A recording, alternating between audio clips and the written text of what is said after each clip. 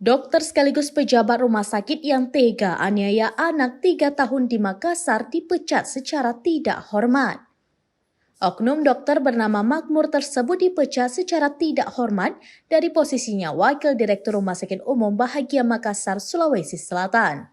Pemecatan tersebut diputuskan oleh manajemen dan pimpinan Rumah Sakit Umum Bahagia setelah rapat untuk bahas kelakuan Dokter Makmur. Dilansir dari Tribun Makassar, konsultan hukum Rumah Sakit Umum Bahagia, Muhammad Fakhruddin mengatakan pihaknya sangat menyayangkan kejadian tersebut yang terjadi pada Minggu 30 Juli 2023 sore. Lebih lanjut, Fakhruddin mengatakan pemecatan itu sudah sesuai dengan aturan yang berlaku di Rumah Sakit Umum Bahagia.